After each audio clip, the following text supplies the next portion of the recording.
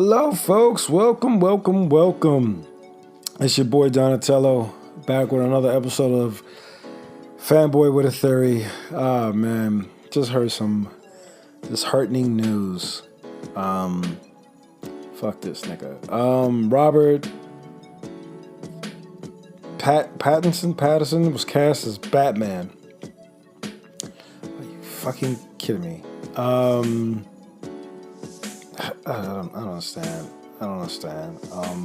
What the fuck is the world coming to when you got the guy who be glittering and shit playing?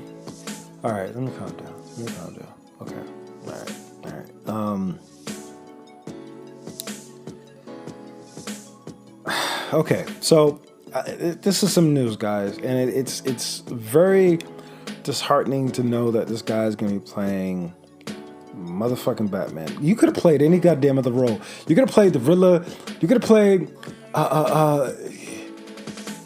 someone skinny in the motherfucking DCU. Who the fuck is else skinny in the DCU? You can play fucking I don't know, Mirror Man. I don't know. I mean, you could have played fucking what's the dude the Jared Leto playing now? That fucking vampire fucking guy. You could have played that motherfucker's henchman or some shit. You had to play Batman.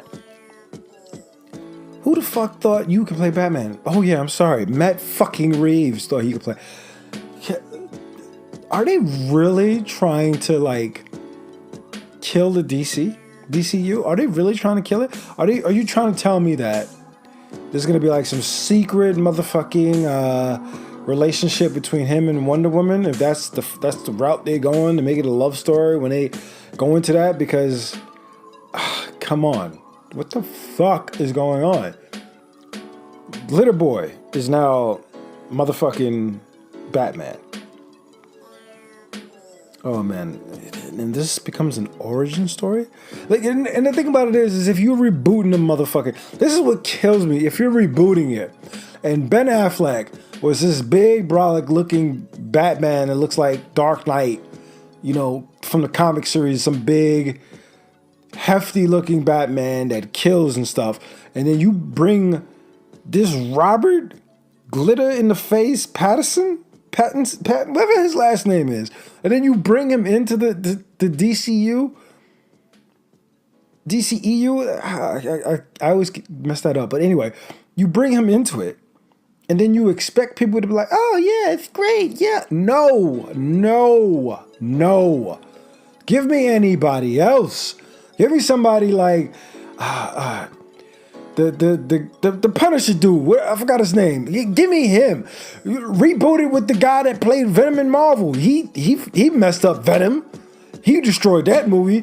Give me somebody who's rough, who can play a billionaire philanthropist, and also kick butt at night in a damn bat costume. Give me somebody who I know can beat my ass, because I know damn well Robert Pattinson, whatever his last name is, he can't beat me because he looks like he's soft as baby shit. Anyway, this is your Fanboy with a Theory. Going into sorry, this is a rant. Going into another Theory episode number 2.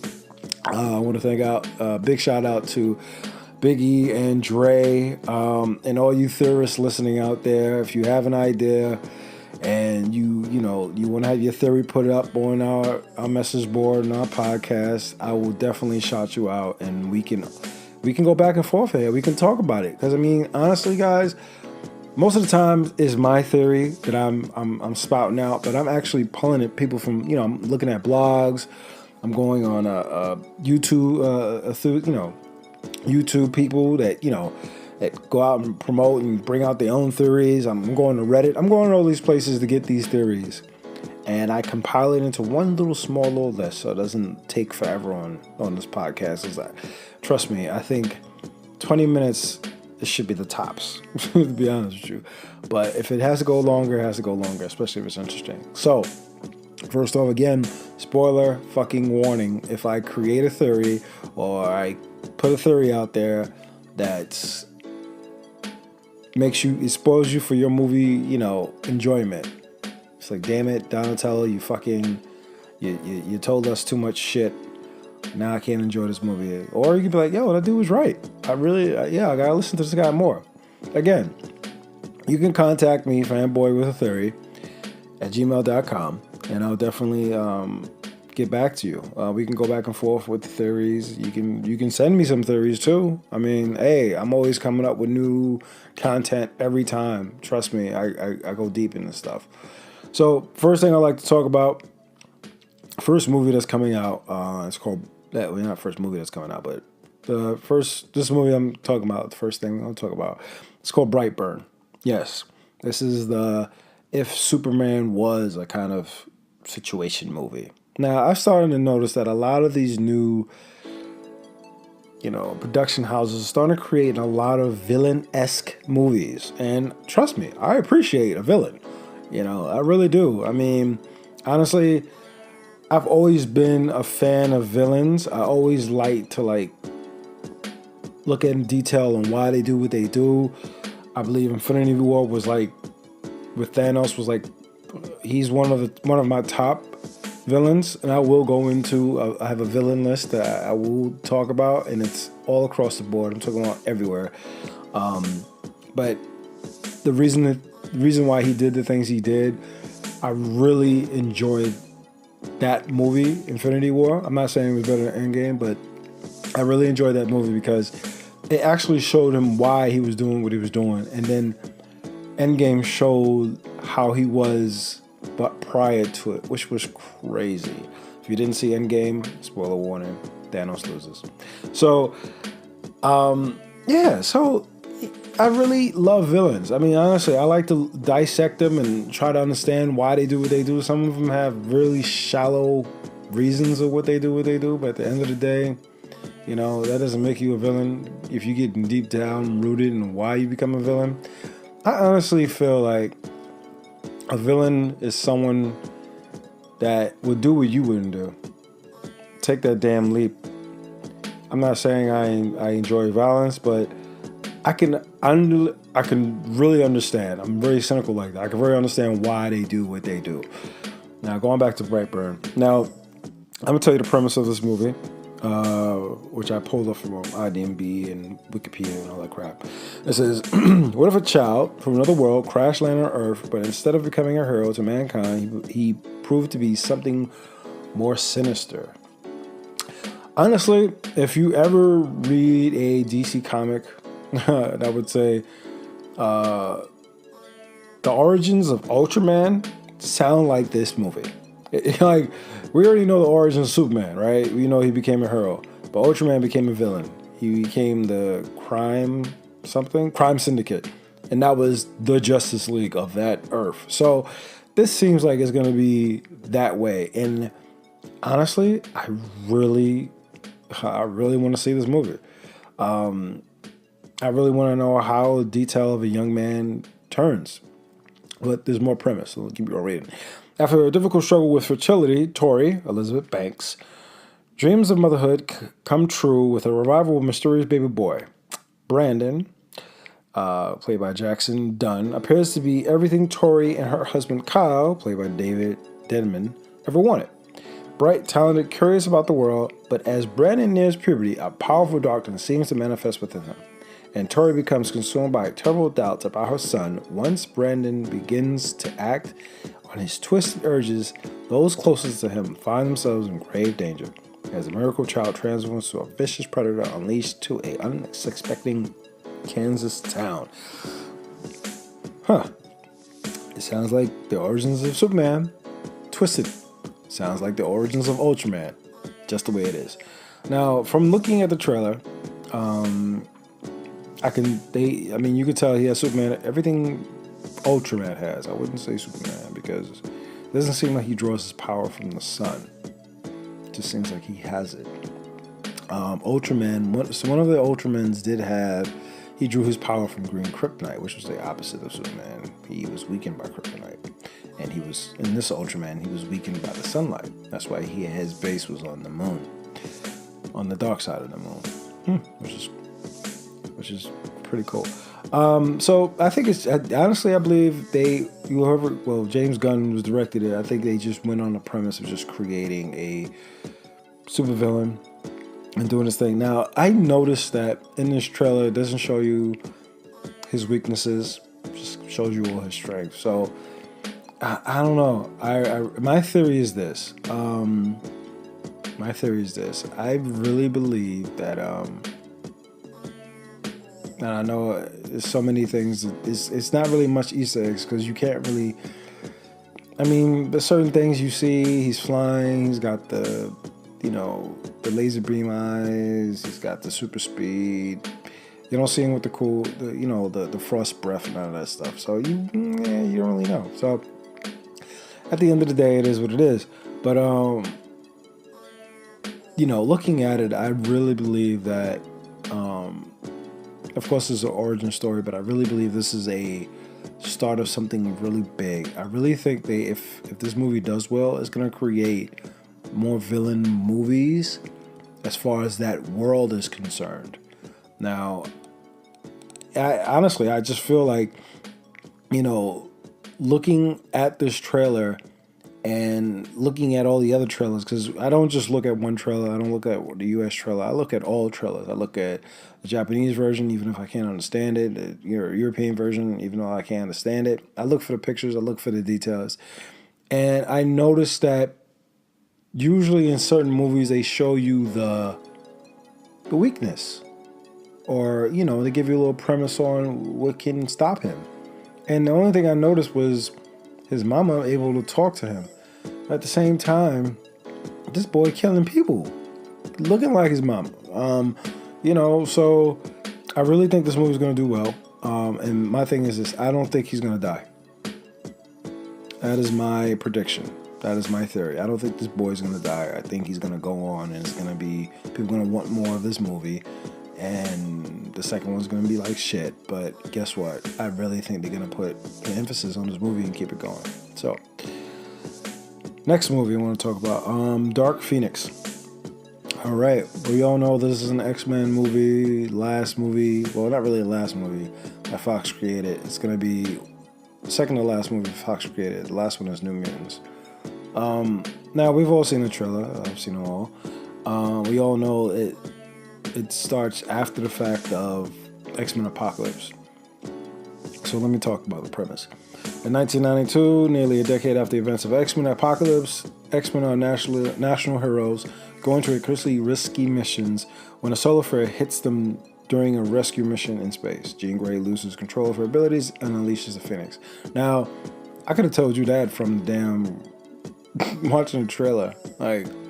But that's the premise in Wikipedia, which is nuts. Now, there are a lot of people that have come up with some theories about this. One person says that it's all in Jean Grey's head. It's not really happening. Due to the events of the movie, it's not actually happening. She does have the Phoenix Force in her, but it's more like manipulating her sleep, and it, Mystique's not gonna die. She's gonna, live out, and, No, let me tell you another theory. So that's one theory. One theory states that this is all a dream. This is all a dream. Yeah, that's one thing. Second theory that I read up on was that she's gonna go nuts, kill everybody. They're gonna try to stop her, and she's going to kill herself. Now, I haven't read the Dark Phoenix comic books, and I really can't really talk about this subject. I only can talk about, again, what I know, what I see. I am an X-Men fan, but I'm not that much of a deep fan to read Dark Phoenix. I'm an X-Men fan, cartoon-wise. Yes, I was in Saturday morning, wake up in the morning, 8 a.m., 7 a.m., 9 a.m. to watch X-Men because that was my joint, that was my shit, and it was always going to be my joint. Honestly, I need to find out where I can get the whole episodes. If anybody can tell me, email me, FanboyWithATheoryEp2 help me look for this thing. You can send me a link, please. Going back to this. Now, another theory was this is more than just Jean Grey a part of it. They're going to introduce some other aliens in this movie. That no one said what it was. This theorist said that it's a big battle scene that you see a lot of people attacking, and it's aliens. And yeah, so I don't know. I mean, that's up in the air. That's up in Someone said this is gonna be a theory. I mean, we didn't know the Skrulls were gonna be good guys until we watched Captain Marvel, right? Which was the biggest twist ever. Like, oh God, this is worse than Spider-Man: Homecoming. Just don't let it be that bland, please. Spider-Man: Homecoming. Because if you do, I'm gonna walk out. Yeah. So excuse me. All right. So that's another theory. My theory on this movie, I believe that Mystique's gonna die. Yep, she's gonna die midway through the movie. I believe there's gonna be aliens in it because you're gonna need extra stuff to, shit and stuff to make this movie more prominent, and they're gonna want to keep it going, especially since Disney took over the rights of all the X-Men. So I guess they want to keep that going, keep that continuity going. So I believe there's gonna be more to it than that. I think she's gonna kill mostly all the. Well, I didn't say mostly all the X-Men. I think she's gonna get near death to most of them, and I feel like the only way she's gonna actually find some compassion is killing herself. Again, I haven't read a comic book about Dark Phoenix. Honestly, I was never a big comic book fan about her. It's I don't know. I mean, her concept was good. I just felt like they were pushing too much on the limits with Dark Phoenix. I just felt like you give an Omega power person more power, you're not really doing too much. Now, Onslaught, if this is a movie premise to go on to Onslaught, yes, let's do that shit. But yeah, that's my theory. Confirmed. I'm also going to be doing a confirmed one too. Confirmed podcast. Like if all my theories do get confirmed, I will be gloating. All right, next one. Joker. The Joker or Joker, whatever this movie is called. Storyline. I have so much theories about this one. Storyline. A failed stand-up comedian is driven insane and becomes a psychopathic killer, murderer. You know what this sounds like? This sounds like The Killing Joke. It sounds like they're taking. Of course, they have to take some standards from something from DC, but I feel like this is a way of, how can I say it? Like they had to get some premise, they had to get something, but I really believe that The Killing Joke. This movie is based off The Killing Joke, as far as that premise is concerned. Him being pushed to the limits, him trying his best, him doing what he gotta do. I'm saying my theory early, but I just feel like this movie has a lot. Now, don't get me wrong, the trailer is awesome. I know it's really weird for some people, like, oh, it didn't have any explosions, it didn't look crazy. The cinematography, though, you gotta understand something. A movie like this is gonna be awesome. Excuse me. It's gonna be awesome. And the reason why I say that is because I'm the type of person that takes in not only how can I explain it? If you can tell a story through a narration, but also use the background as your narration, come on. You show them in the beginning. You show him in the beginning walking up some stairs, and it was dark and gloomy. His head is down, and he's by himself. He's lonely. Okay. And then after he transforms, dealing with all the nonsense of life. He's sleeping on his mama's couch. He's dealing with propaganda on the TV. He's being beat up constantly. I mean, come on. This man had a right to go insane. And then on top of that, the transition that you watch this trailer. Do me a favor, watch this trailer and look at the cinematography and how they shot this trailer. They show him walking up the stairs by himself. They show him putting on the makeup. He's by himself. The only time he's with somebody is he's either talking to a psychiatrist, dealing with some patients in Arkham, talking to his love interest in the cafe and with his mama. Other times when he's by himself, he's either getting beat up or by himself or going insane. Him with the gun, revolver in his hand, him forcing himself to smile with a tear. Come on, man. Just that alone will make it a good movie. And I know Rotten Tomatoes is going to give it a crappy rating or whatever the case may be, because guess what? Those are millennials and they only want to see the action and they only want to see the big explosions and all this and all that. No, this is going to be a good movie. This is going to be a good movie, and it will be a buyable movie. And what I mean by buyable movie, I'm talking about I will buy this on 4K to watch it at home and go see it, because it'll be worth it. It'll be worth it. You got Robert De Niro in this movie, and that's also a playoff. I believe he plays a TV show host or a radio host. I'm not sure. Thomas Wayne is in this. There's a lot of protagonists in this movie that's going to make him go that way. And then after he changed the way he changes, again, I'm saying my theory early, before I go into my theory, let me tell you what other people have thought. Because I can ramble on about this. So anyway, now the theory about this movie, all right. One theory states that since they saying that Arthur is the actual son of Thomas Wayne.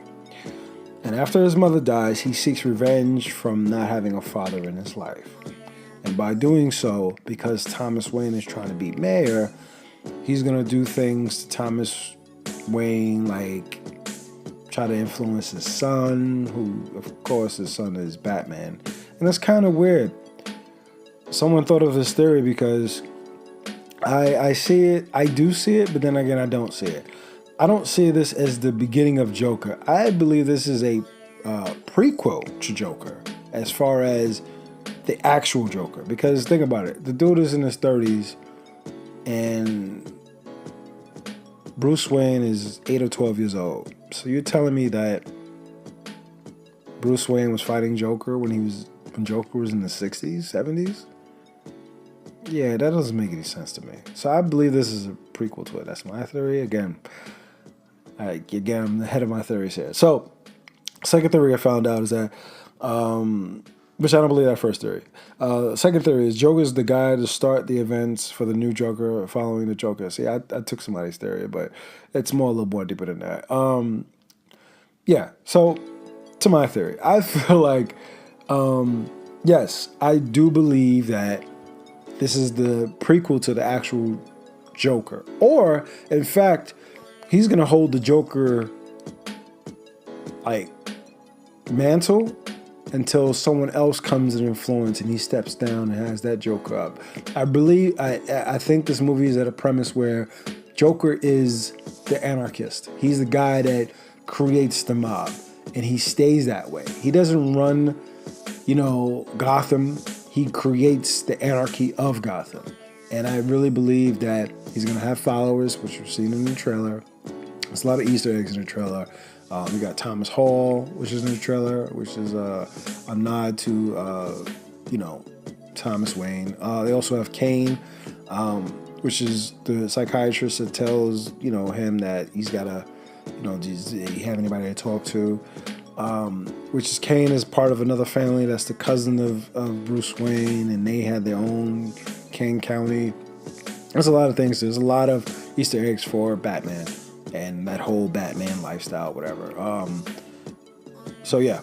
Plus, it's like Kane is part of Batwoman. It's a lot of things. If you don't know Batman, don't watch the movie. Anyway, again, I feel like this is a detailed version of how, Joker starts to rise. And then because of it, because he has the radio, the talk show guy telling, people they need to start doing this and, all this and all that. Sorry, that was my wife. Oh, that's cute. Whole family getting. Anyway, so yeah, I just feel like because of that, he's the start of it. And I really believe that when it gets down to it, he's just the beginning. He's the beginning of what is going to turn that Gotham City into. And if you look at the cinematography, it looks like the Bronx. Anyway, but yeah, so I really believe that it's going to be like that, and I hope it's that way.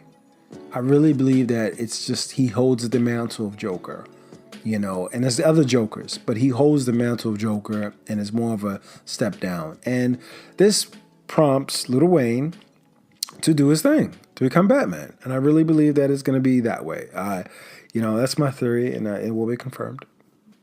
I promise you that. But yeah. So those are my theories. Yeah, and I hope you enjoyed this episode. Again, please follow us on our Facebook page, Gamers page. On our Instagram page is Gamers_pod. And again, you can always hit me up. And it's growing. Our subscribers are growing, and our social media is growing. But guys, it's all about you guys. Tell us what you like to hear. Tell us, a theory about it. If you have a theory about a movie that's about to come out, or superhero movie, supervillain movie, whatever it is, and you think of a theory and it's viable for me to talk about it, I will talk about it, dismantle it, and even shout you out. Just let us know. I mean, it's all about you guys. Again, you can reach me at FanboyWithATheory@gmail.com.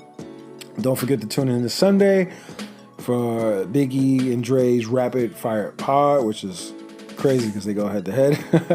Again, thanks guys for listening. This is your boy Donatello. No, I'm not a teenager. No, I'm not a mutant. No, I'm not a ninja. And no, I'm not green. But I do love me some pizza. Have a good one, guys. Peace out.